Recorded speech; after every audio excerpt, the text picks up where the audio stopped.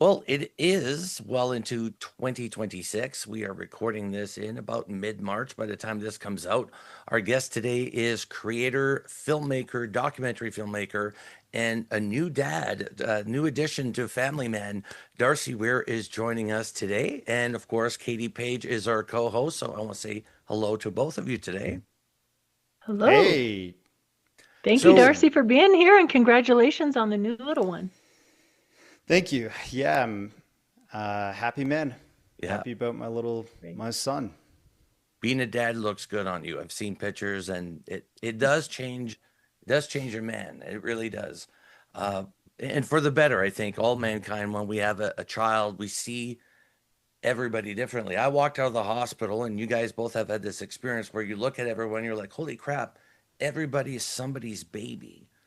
Right. And it's like the first time that ever hit me, I guess, or paid attention to it. So You again, are you got to paying remember that attention? when you're driving. I do that often. What if that were your son or daughter just learning how to drive? Gives you a little more patience. Yeah. I should wave at them Oh with all yeah. five fingers. Yeah. You'll, Put the gun down, Katie. Put the gun down. yeah. Out of I my have road way. rage, but I've never experienced that where somebody's actually like threatening, to hurt you because they're just mad that you cut them off or whatever it is, right? I mean, it's just human nature, but uh, I don't want flying cars because of that purpose. We should Can not you have UFO imagine? technology Oh my with God. the Yeah, anger it's never issues gonna that we happen. have. Oh no. Yeah. Imagine trying to get in Only and out of orbit with road rage. only AI driven pilots, apparently. That's the future. That's the future. Yeah. Um, so today I actually I thought we could take this conversation. We were actually talking a bit before we started um, recording this about sort of almost a religious aspect, the cult aspect of not only ufology, but how does it tie in to people's beliefs, belief systems that have, archaic, they've been here forever, and the new systems and beliefs. And, we've had cult leaders and cults in ufology so much so that we have to address it. It's the elephant in the room. It's not good. It tars our image. It makes researchers look like we're part of a cult somewhere that we enjoy Kool-Aids and Nike sneakers, white Nike sneakers, and we don't. That's not the way it works. But we have a lot to cover, and I know that both of you, and especially Darcy, like you've covered a lot of aspects in ufology and called out a lot of people in ufology that are kind of in that mentality or in that mode, which I applaud you for that because it takes guts to stand up when everybody else is not willing to say anything and you're willing to do so. That takes a lot of guts and it shows more about your character, my man, than anybody else. It shows that you're willing to put your foot down, go, no, this isn't good, and we need that. We've had too many people basically come up with lies or concepts that aren't real and then led people astray with it. And we got to call them out. So actually, I'm going to kick off my first question. Katie, you'll be next. But I want to talk about the cult culture of ufology. And it's been around since the 1950s. And we've seen horrific things happen. I think was it Stargate or a program where they all drank the Kool-Aid and died waiting for a comet to pass by, or Heaven's Gate. That was Manscaped. yeah, Heaven's Heaven's Gate. Gate, Heaven's Gate. Yeah. That's what it Not was. Stargate. Stargate. Stargate's a That great might be TV another one. show and movie. That's a good movie. Yeah. They all went to a line through another dimension. Uh, no, but we've seen people take their own lives at the advice of leaders because they thought these people were real.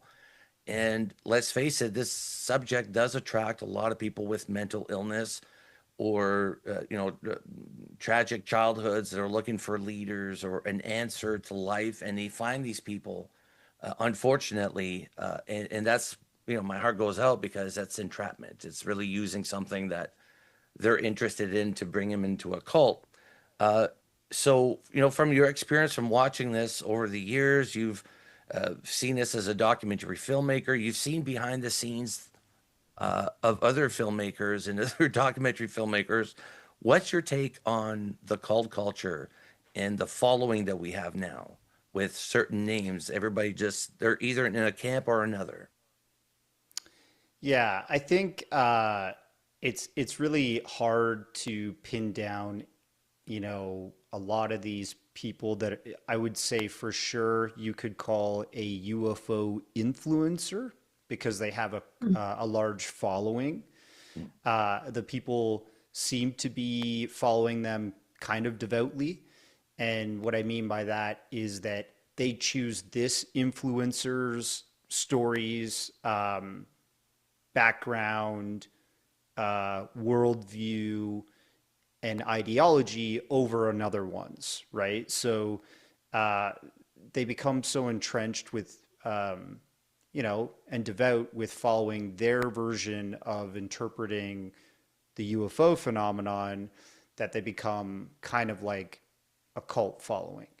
Um, the difference with like a true cult, like with Heaven's Gate, for example, a psychologist would use the bite model, which is something like uh, behavioral control. And, it's an acronym for all of these other psychological phenomenon that we see play out in people, in which proves they're part of a cult. And one of the things that you will see time and time again with an actual cult, um, the model in which you'll see play out throughout history is called a new religious movement. Sociologically, that's how members of a cult don't even realize that they're part of one because they think that they're prescribing to a new religious movement. They don't consider it a cult. And because they consider themselves prescribing to a new religious movement, there's aspirations, there's psychological dynamics at play, and spirituality involved that allows them to negate looking critically at what their behaviors are and what is being demonstrated in full display in terms of cult dynamics to them, right? So I think what happens in the UFO community, and I studied sociology in university. I'm not a PhD or a master's level student, but I think somebody can sort of pick up the pieces, learning as they grow as an adult and observing this stuff pragmatically. I think like you see a real phenomenon, something anomalous, and people interpreting that the way that they want to. And then you have these influencers that come in and they start to sway crowds and discourse towards their own storytelling and interpretation of what's going on in the world, right? And that can be dangerous. I'm not saying that some of these influencers are as bad as Heaven's Gate, but let's say that they're a few layers down in terms of that sort of evolution of what could be. And it's So quick steps too. Yeah. Mm. it can happen quickly. I mean, a lot of things end up being kind of more like social infighting more than anything. You do have good people that are trying to unpack this phenomenon as best they can in their using their own logic and ideology. And I will say, if you look at Stephen Greer, he's created a huge movement with the Disclosure Project and Sirius and all of this, these different initiatives that he's made, especially, everybody brings up the 2001 what was it, the National Press Club Disclosure Project. Yeah. But over time, you see how he interacts with other influencers or thought leaders in this UFO community. And it starts to look kind of like an army or a bit cult-like in terms of how he instructs and tells his followers, don't follow those other people, don't respect them, they're all liars, I'm the only truth teller. That's kind of the same sort of stuff you see in these models, sociologically and psychologically, that play out throughout history. And I'm not saying that he's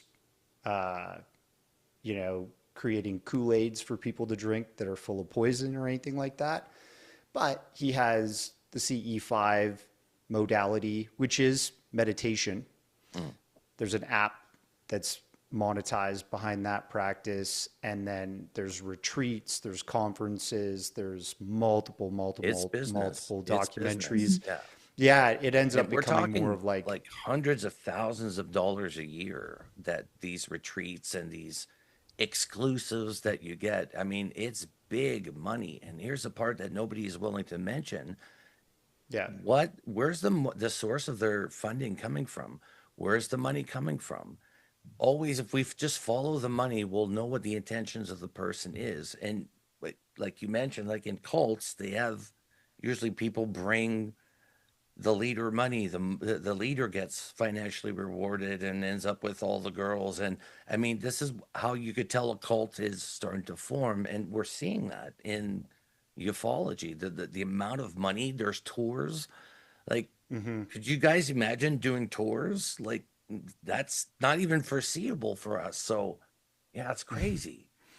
I mean, I don't mind a tour. As long as it has something, I guess, tangible to offer, right? In terms of ufology. Yeah. If you're able You're to a actually see a filmmaker, you have a UFO, reason to right? go on tour, right? Yeah. Yeah. But yeah, like if you look at the activities every year, we all three of us go to conferences. I like them. You get to meet like-minded people that are interested in this phenomenon and have had experiences and so on and so forth. But when you hear the sort of like vitriol and stuff that comes from certain people that follow influencers, that's when you're like, whoa, are you doing that thinking, or are you just letting somebody else think for you, right? And that's where you can get back to these psychological and sociological models that prove some people are falling into a trap of possibly being part of a cult. But it is happening in more than just one place. I mean, you do have, I think, a huge following with people that come out of Gaia TV. Gaia TV is a massive amplifier for certain theories and personalities. They are kind of like I'd say UFO slash conspiracy influencer launchpad. And they have hosted some great thinkers. Graham Hancock has come from there. Richard Dolan's been on there. Paul Laviolette, like all kinds of people that have really interesting, I would say, good research that end with tangible things. But, that's one of Greer's biggest platforms. He has conference series as well as shows that have been huge there that have made him even bigger than ever. Same thing goes for the Bledsoes. And, they're very interesting people. I would love to go and experience one of these like orb summoning sessions in person. I've never done it, so I can't say for sure that, it's not happening at all. But I have heard reports from people that say, I don't know if it was like a plane high up or an actual orb, especially at Contact last year. There was mixed reports on what people were seeing and saying, then that being attributed by the Bledsoes to being, extraterrestrials or from the lady and so on and so forth. And then, their branding on this whole thing is very messianic, right? The lady and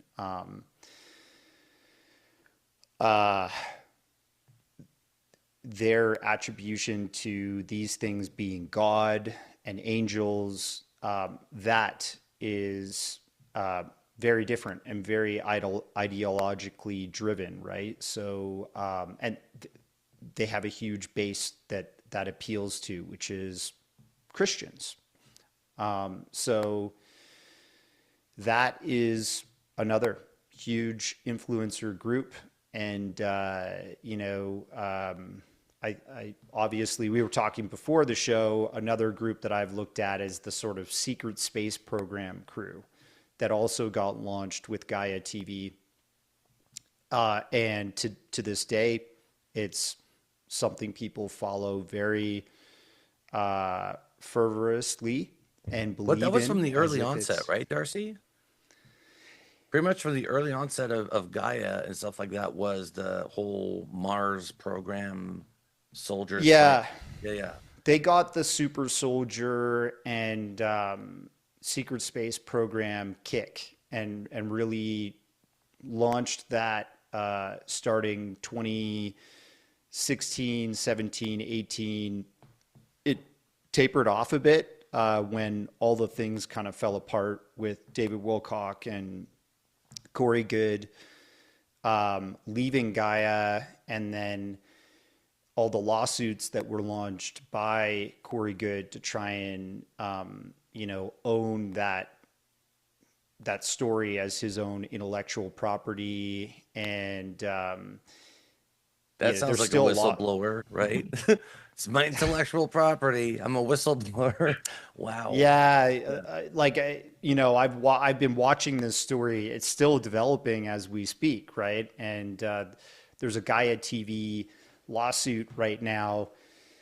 Gaia is in a huge battle with Corey Good in the state of Colorado, and he's trying to claim, that they've stolen his story and all that stuff. It's really interesting to see it develop, but when you hear the words from his own mouth that this was all creative thinking and that he never actually physically went to space in the court depositions that were from a previous case between him and Leon Isaac Kennedy, African-American actor. It's, it's right there in the public. He just said that in a legal deposition where you have to tell the truth. But people still believe the foundation of all this is real. That's so crazy. Even though he was the founder of that, big movement. That speaks volumes of today's day and age, like the way people think. You know what I mean? Yeah. Good question. Katie, go ahead. Yeah. Well, often what I've seen throughout the years happen in the case of Corey Good and David Wilcock and so many others, you mentioned Chris Bledsoe and Stephen Greer and all these people, it seems to me that these individuals will have an unexplained event happen or a phenomenon, and they get involved. They're trying to find answers. I like to call most of us, in these different realms of ufology and cryptids and paranormal, we're seekers, right? We start out as seekers, asking questions, and then something happens along the way where it just kind of snowballs down the hill, gets bigger and bigger.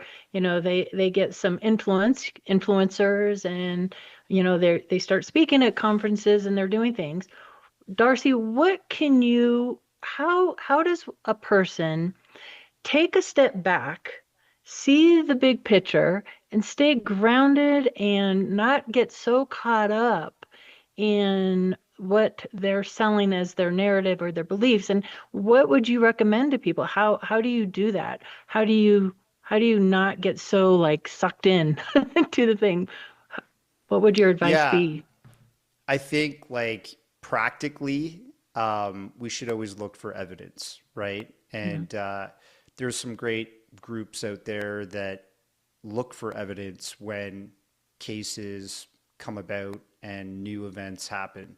So there's the International UFO Bureau, which is a great organization that's just kind of being reinvigorated right now. They've got case investigators, and people approach a lot of this stuff skeptically, right? They start skeptic and they wait till the evidence is provided.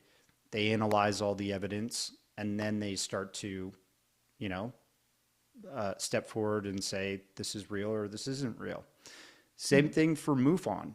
They do the same sort of thing, and they actually train people on how to investigate these events, cases, and, uh, paranormal phenomenon practically, and make it evidence based. I think that's important. Um, you look at like the guys at Skinwalker Ranch, they're doing that sort of stuff, right? They're trying to bring science to the phenomenon by, setting up cameras and different type of detections of all kinds of instrumentation that look into the electromagnetic spectrum, radiation spectrum, all that sort of stuff, right? And I think that's important. Um, so what I'm saying is try to approach this stuff scientifically. That's what I try to do. And I'm not a scientist per se, but I like to have evidence provided for each case that's really good. And then I go, okay, something really happened here. How many people saw it? Was it one? Was it dozens, or more than one? That's all always good too, when multiple people experience something. And sometimes it's an individual experience, but the follow-up research provided to that case that's individual, involves the law enforcement and hypnotherapists and psychologists and all kinds of experts in their field trying to figure out what really happened, right? And that's important. So I think that's the falsifiability tests are important to be in place to get to the bottom of whether something's real or not. And we kind of cover that in Dark Alliance: The Next Generation, this documentary I have out right now, where the film opens up with Richard Dolan kind of explaining how that kind of test would work by giving an analogy of his next door neighbor saying, hey, did I just tell you that I just got back from Mars, and, I was fighting as a super soldier against aliens up there? And then, you say to your neighbor, oh, really? But if there's no evidence to back up all those claims, there's a reaction you usually would give somebody if they just made proclamations like that to you, right? Yeah. So I think that's what's important. And as a Uh, filmmaker, just to follow up real quick, Jason, as a I know. filmmaker, I'm sure that's a hard balance, because you want to entertain and educate. And as a former MUFON investigator for years, it's a fine line. And you're right, multiple witnesses is important, scientific data is important, but at the same time, you have these people that have these incredible experiences, and even classic cases like the Carl Higdon case, where I believe Carl Higdon had an amazing event happen to him. But then if you keep reading and you research these cases, all these other more kind of unbelievable things start to happen as they go. And we see this repeated over and over again, where it starts this way and then it just keeps adding on. And at some point, and I, I'll go, Jason, your next question, but I want to follow up with how does he handle that as a filmmaker with that? But you take the next question. I didn't mean to. Yeah, I think it's important to try and stay balanced and Yeah. not thrust 100% of your belief behind uh, everybody's testimony. In a lot of the documentaries that I made originally, I was like, and you'll see that kind of evolution of my work as I go. Um, I believed in everything when I first started documenting this stuff, right? I think I've said that before, but I'll say it again today. Like I was, completely out there, wooified, and Fight. didn't have a very good litmus test or, ability to discern. There was probably a lot of BS that I believed in. But as time passes, you kind of like introspect and you realize that, okay, some of this stuff is not real. It's got to be a hoax, or it's got to be just an interesting, entertaining story, right? Mhm. And some of it stays. It resonates with you, and you understand there's so much evidence behind that it seems to be real. So nowadays, I try to explore both sides, like presenting stuff that's not real and saying this is not real, cautionary tale wise, and this other stuff seems to be real. But I think for me, that's the balance, and just trying to portray both sides of the spectrum of stories. I like that. And Katie, if I'm not mistaken, and please correct me if I'm wrong, but you're talking about like the cases that start off solid. Like somebody has a really Yeah. good case, it's solid, it's investigated, but then they start adding to Yeah. it, and now it completely devalues their original case, which probably had like some validity to it, but because they fibbed and they added things that weren't right, it completely kiboshed the original. I'm thinking of Stan Romanek. You guys Yeah. remember That's that a good guy? example. Yeah, Yeah. that's a prime example of Stan Romanek. He even had a cult following at some point, and it all came crashing apart when his life got exposed. But that is a prime example that at first you're like, holy crap, maybe stuff is happening to him, right? And then you start seeing like, papier-mâché heads.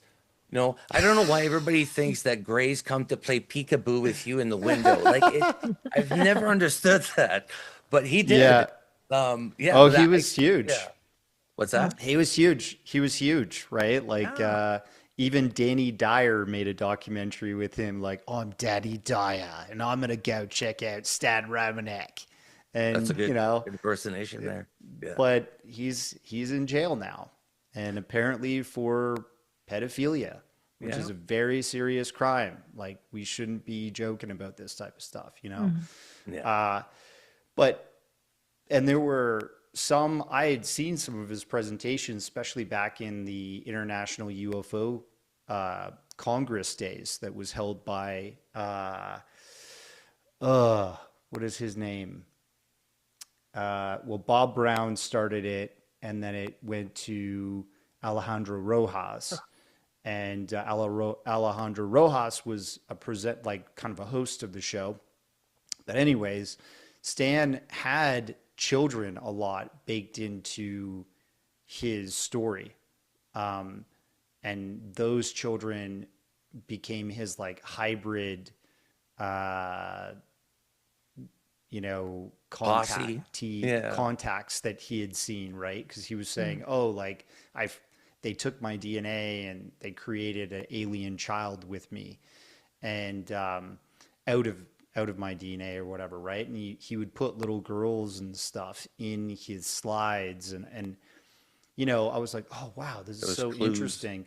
Yeah. But then when you pull your head out of it and you look at it like Katie was saying, from a bird's eye view, you start to realize like maybe that was some of his pedophilic nature being written into his UFO saga. You know what I mean? And Yeah. that's the scary thing. Well, but that's the part of like the religious and the cult like following that is very dangerous is that if somebody's not willing to think for themselves, to let the leader think.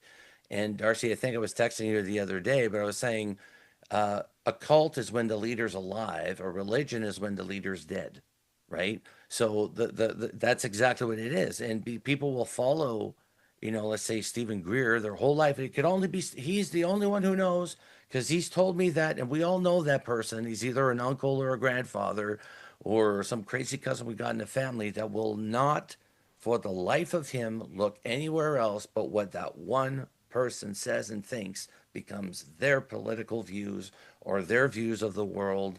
They just, they look for people to have opinions for them. And in this Hmm. field, and especially people have been listening to this podcast for some time, think for yourself. And when somebody says, hey, I think this, it doesn't even matter if it's from me, from Katie, from Darcy, anybody in the field, take it with a grain of salt, look into it yourself. Find out if it's true yourself, because then you have a bullshit detector. And that will basically get stronger and stronger, where you're like, that's not true, and that's not true. And you build an immunity to that. But like you said, Darcy, you got to immerse yourself into the pool first, to get accustomed to it before you could start filtering anything out. The other one that I want to mention, since we're kind of on the subject of sort of the dark forces, is recently we have Donald Trump saying that he wants to release all the UFO files and then, is distracting us with everything but what, legally we should all be concerned about, which is the Epstein file, of course, but that's a different topic. Now he's saying there's raised concern in the government that they don't want this released because it's related to demons, or that demons are somehow involved, and that the public is not ready for that. And I'm wondering if, one, if there's any validity to this. And actually, Katie, you could jump on this too, because I want to know both your opinions. I can't make up my mind on it. And two, if there is a validity to this, and this happens to be something that's behind this, shouldn't that still be disclosed? Yeah. Well, Katie, do you want to jump on that or should I? You go ahead, Darcy. You're the guest, and then I'll Okay. jump in there. Um, all right. So I think what the recent statement from Pete Hegseth, who's uh, pretty much heading up the Department of War right now, he said that Arrow is going to uh, be in charge of the document release. I think there's a problem with that. And if anybody who's been following Arrow from the UFO community um, may notice, they've not been very truthful or been forthright with the information that they have. They've kind of followed the same playbook as, say, Project Blue Book by saying everything's pretty much prosaic or explained for, except for a very small percentage, 4 to 5%.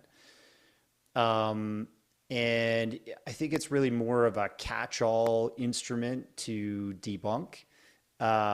And when you look at that statement that they're going to be in charge of pretty much heading up the release of the files for the Trump administration, that has me concerned that it's just going to be another nothing to see here, folks. So I don't know. I mean, then you've got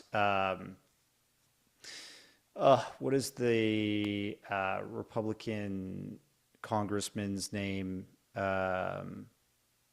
He's been Rubio, down to Burlington, Burleson, Eric Burleson, right? Eric, yeah. Yeah, yeah. Sorry.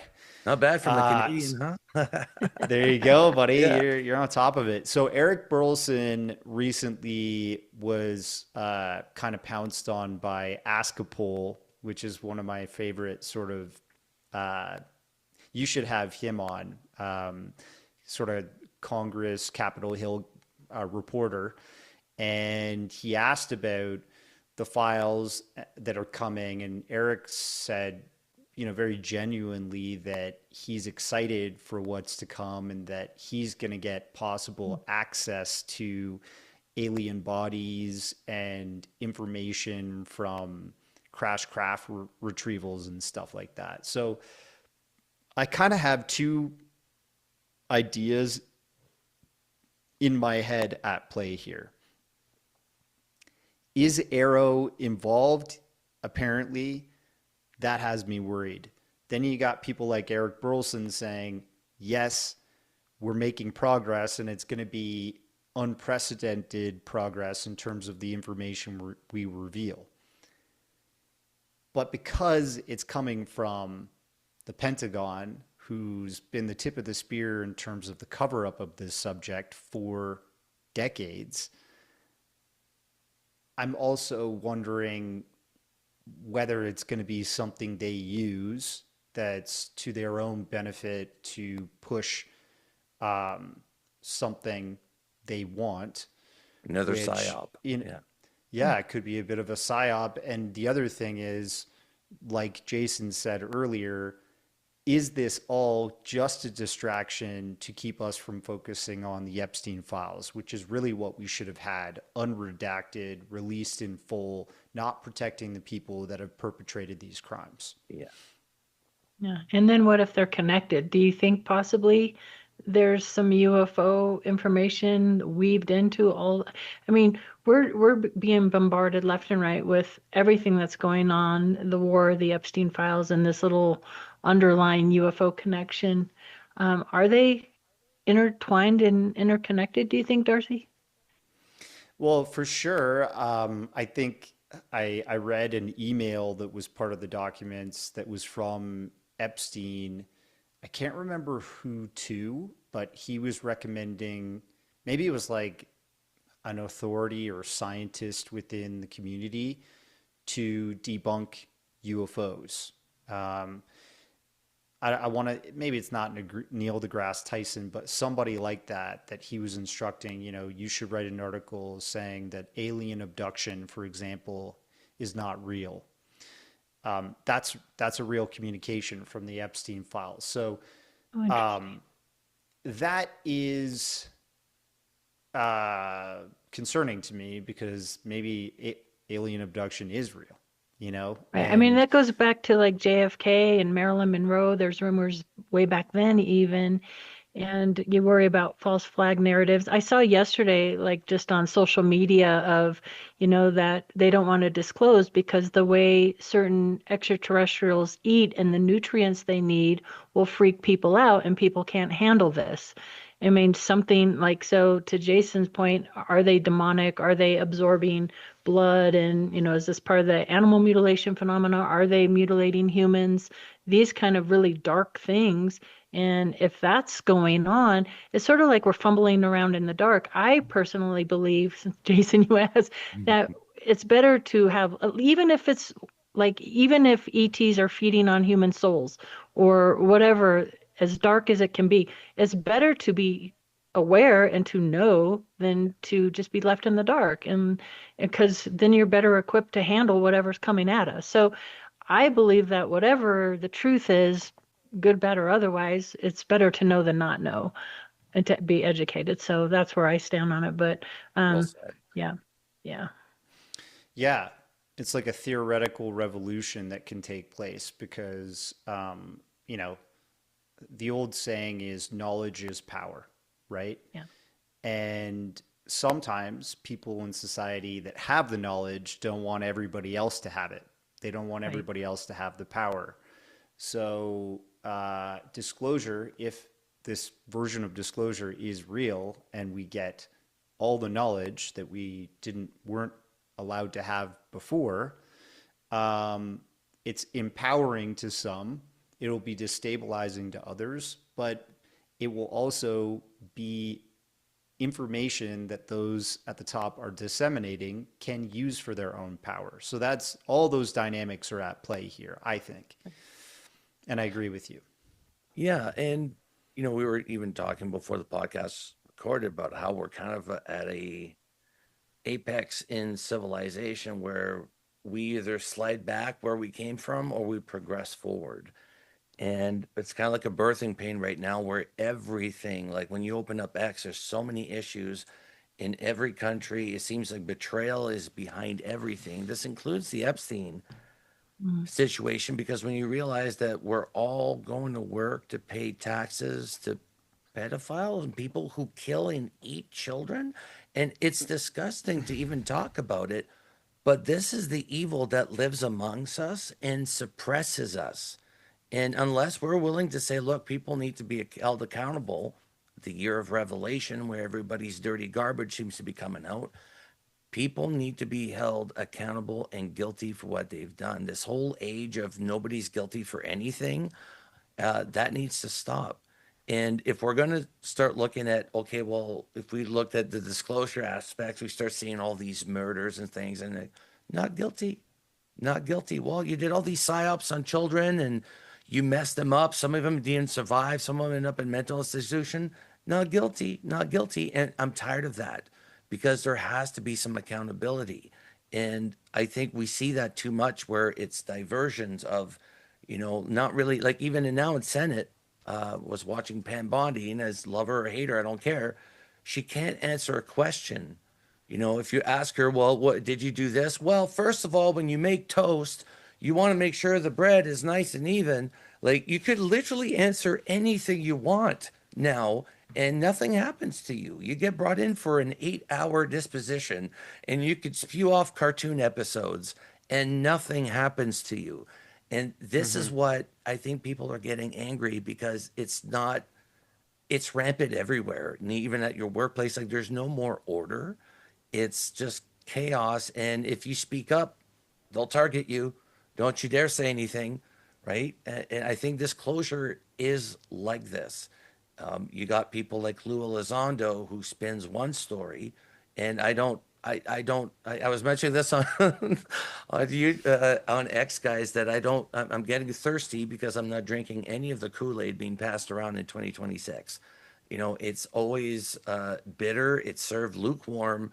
There's no sugar in it, and it's disgusting. So I'm not drinking the Kool-Aid. That's just facts. But with this whole religious thing being thrown into it, and it seems to be more prevalent now, like trying to tie it in, like our angels, UFOs, and they're trying to almost mix it in as if, and I'm not sure that's entirely okay to do, because what if they're two separate things from the same source, but two different aspects of something that we again are going to get wrong? And I'm just wondering, you've been doing this for quite some time now, Darcy. The chances are of this being extraterrestrial, extra dimensional, or angels, like what do you make of all of this? Like, how do you even compartmentalize any of it?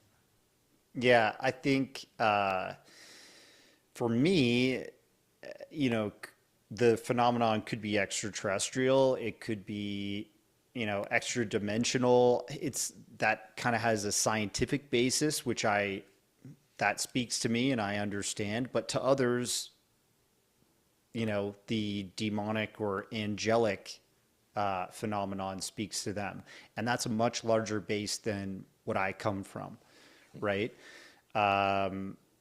There's a huge population of Christians around the world, and then Catholics and everything in between. That this is how they would understand it better. So I understand that, and it's not how I look at it, but I respect those people because a lot of those people are really good people, right? This is the world we live in. We might be entering a hyper-messianic age because that's being reinvigorated in terms of the main discussion to look at this phenomenon and to look at the way the world is going. Do you think So it's for example, reactionary though, Darcy? Do you think like we're reaching out because we need something to save us, so we feel like everything's just out of control? yeah, I think, in terms of how we're entering that hyper messianic age, is where, there's chaos in the Middle East and these wars going on between multiple world powers, and for people to quickly understand it with their ideology, when they look at how all this chaos is going on, they might just say to themselves, this is it. This is like the Armageddon or the apocalypse that's been prophesized within our religious teachings for so long. And the powers that be may understand that as well. They may understand that there is a large population that this speaks to, and this should be the way that they interpret it. So who knows? We might have, these UAP files and stuff come, or UFO release happen, and there might be a proclamation by the president in his speech that this is an angelic and demonic phenomenon.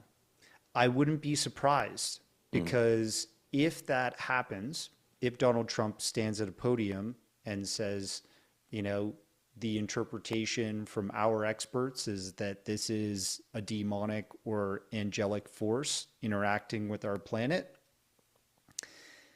that would work in terms of this Messianic age rollout, where they can say, this is just part of the prophecy. This is part of the Armageddon and I'm the elected by apocalypse. God to make sure you're all okay, right? Yeah. Exactly. Yeah. To me, that's my interpretation of why this would be a prevalent part of the conversation in 2026, when, we're united by technology and science in the greatest way ever known in our history. As we go further and further in the future, we're using AI, we're using, this global village technology to communicate through high definition video and audio as if we're right next to each other. It's impressive, but we still have these old world views that are trying to explain everything around us, right? And that's just the way it's going to be, because that is that old world is the new world still. Well said. As a documentary filmmaker, have you noticed a change? I mean, certainly you must approach, or whistleblowers approach you, or you approach them, or government agencies, aerospace companies, and the like. Have you noticed a shift in their attitude of being more open, more accepting of the phenomena? Do you see that kind of changing as the years go past?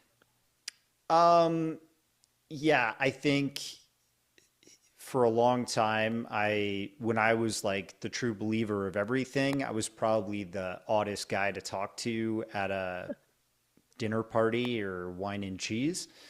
But nowadays, you can say UFOs or something just briefly in passing, and,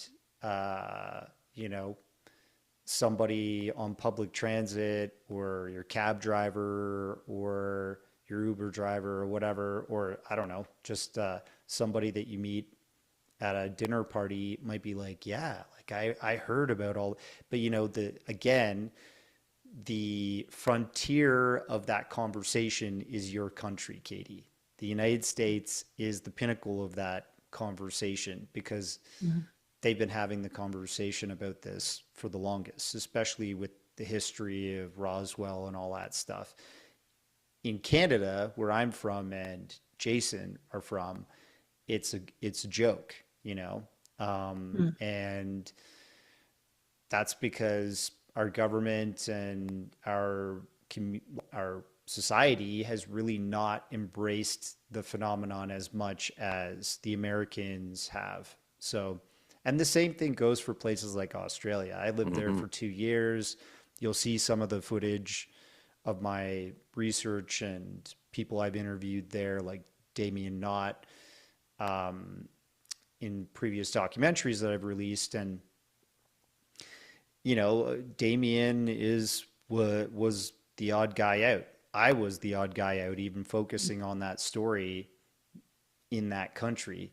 If you spoke to Australians about the phenomenon then, when I was living there, they'd think, "Are you crazy, mate?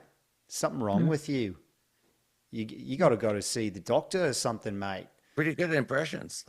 Yeah. Well, that Footy's on makes the work TV. you do, yeah, that makes the work you do even more important than ever. I mean, you know, so people take it seriously, and I really like the approach you take of really showing both sides, in a really grounded approach. And I wish all documentary filmmakers and entertainers would have that that that moral compass, but they all don't, and it just makes it even more confusing.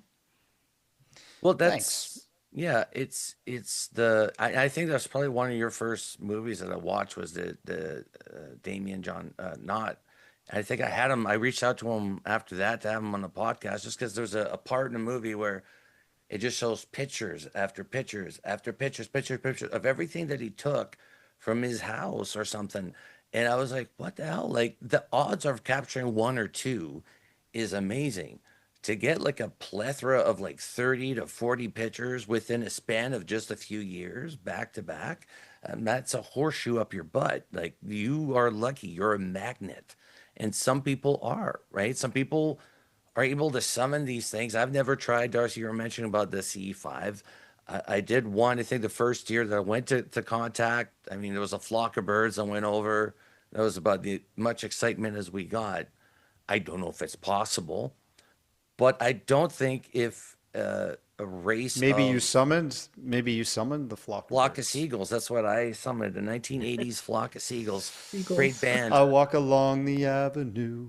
I never thought I'd meet a They're showing up to UFO conventions with the like hairstyle they had you. back then. Like um, yeah, I don't know if it's possible, and I'm not gonna say, look, it's even talk about the Bledsoe things. I think sometimes when you really want something, you'll take anything and just to hold on to it. And I'm not saying that it's fake that the C5 is not possible, but I would rather have calling them down, like down, full stop, above the ground, and get out of the ship and come and talk to me. That to me is C5, not seeing some You in the should talk to sky. them on the ship. I should, yeah. Welcome back to UAP Studies Podcast. We are live with Grays. People don't even need headphones that just What hear kind what of that's nutrients in their did you eat minds. today? Yeah, exactly. What's the deal? Why you keep taking people? Uh, but yeah, no, Canadian podcast. The Canadian government does not have much interest in even talking about it. In fact, if you went to a town hall and you talked to a prime minister, somebody running for prime minister, are you going to address a UAP UFO issue? Everybody would laugh. They wouldn't know how to respond to that because that's not even on the radar of this country. Keep in mind, we're already going through a lot right now that UFOs won't deter us from, paying attention to that. But we have issues, and this is a global thing where culturally you may have a country that just doesn't care. They might have people that have been abducted. They might have programs. People don't care. Apathy to me is probably the biggest sin that people can have. To just lay back and don't care, move, or do anything about anything. Whatever happens, I'll go with the flow. That you're not meant to be here to do that. You're meant here to move. And then when you're done, you could rest all you want. But not picking sides, not fighting for anything is what led us to right now. And this is what we're at. We're like, okay, everybody's mad. Everybody's in a group or a cult or some sort of, I'm this, I'm that. And we're all subcategorizing ourselves where we can't think. We can't be together. And like you were mentioning, Darcy, we're all together, three of us here now. The listeners are going to be listening to this. We're all connected. Yeah, okay, technology is helping us to be connected, but we're showing that. And I think that's what your movies do as well, Darcy, is that you communicate what's hard to say with words, you communicate visually and story wise to people to make them be able to digest this a little bit easier than listening to a rant like me, just going off and be like, man, this guy's crazy. But I think storytelling is important. I think we are people that need stories to understand our world, make sense of it, and hero stories like Lord of the Rings, Katie. We're Right. both big fans of Tolkien. That to me motivates me. That the small little person could be the rock that starts off the avalanche that gets it done. And I think it's the same in our community. I want to talk to you about UFO Review Podcast. This just launched. I think you have 4 episodes out now. So you're getting into the podcasting realm, which is really awesome. And welcome to the group, by the way. Thank you, How homie. how's it going? How did this start? And what's the plan for the future? Yeah, it's just audio only right now. I figured, people probably may want to know a bit of the behind the scenes when it came to me creating certain documentaries and an elaboration on what I feel or think about the certain stories that I've told coming from this community. So it's a bit of like an extra features slash, guest commentary on the themes that I presented in my previous documentaries, and there's a lot to sort of go through. So every month I'm going to do at least one episode, maybe 2, maybe more, I don't know. And it's just going to be me talking about the themes of a documentary that I've done in the past, and what things seem real to me and what things I connect with in terms of these theories. So far, I've done a documentary called Being Taken. And that was like broken down through 3 episodes. I also touched on in those 3 episodes another documentary called Secret Space UFOs.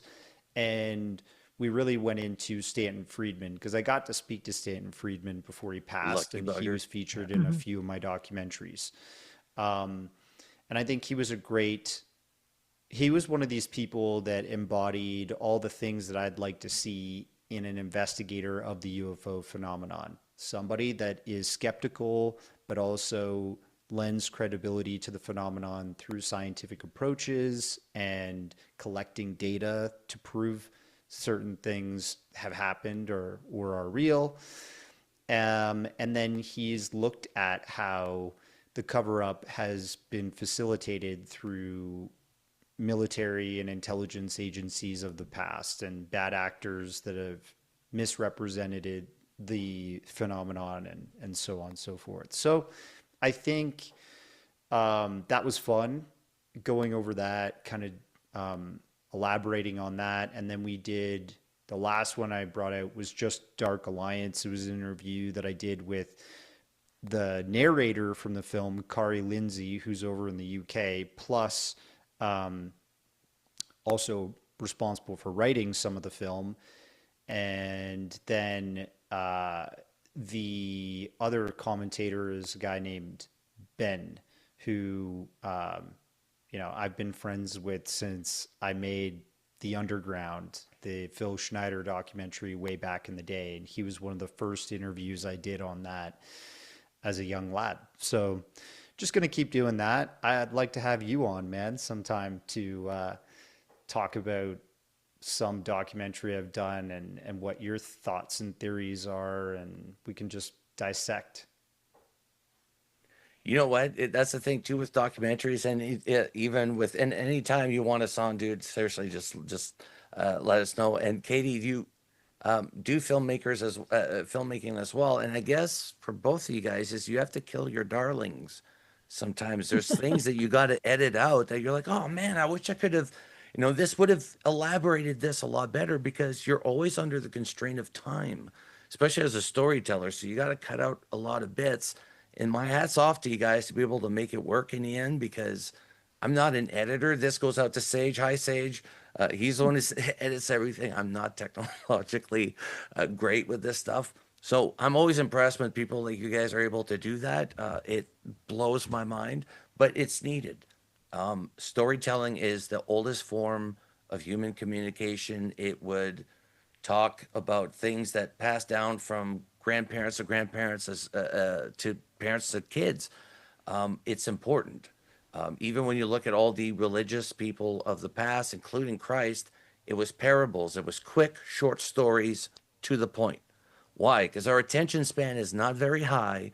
And today with TikTok and our cell phones, we even prove that. Like, if he was here today and he would give like a sermon, it'd be, everybody would just get to the point. And everyone would just flick up and just, oh, we have no attention span anymore.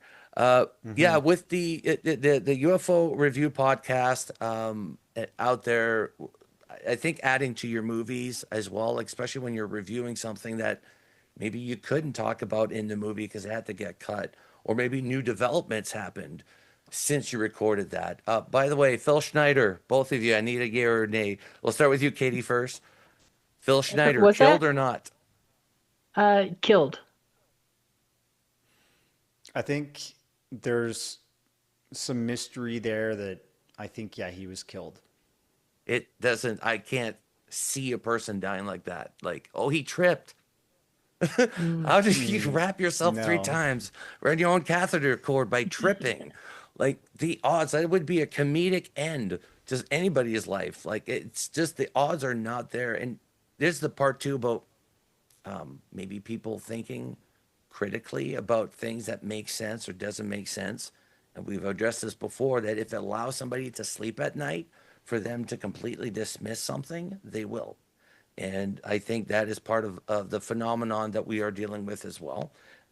Darcy, I appreciate so much for your time. Katie as well, coming from the States. And we had a daytime daylight savings day today. So we were all freaking out, making sure that everything was The still, time and was right. yeah, and BC's getting rid of time changes starting next season. So that's going to be interesting for booking people in the future, trying to figure out which time zone I apply in now. It's gonna be nuts. But yeah, we hope to come back with more episodes coming soon. We are going to be celebrating our 6th year anniversary here. March 30th of this year is our 6th year. I can't believe it. That 6 years. This was only supposed to Wow. be for like a year or so. And here we That's are, still amazing, dude. kicking. It's amazing. Congrats. So the UFO review podcast, guys, it's out on Apple. You can also find it on Spotify, and soon I'm trying to convince Darcy to put his handsome face on YouTube. Be available there as well, and we'll be back soon with another episode.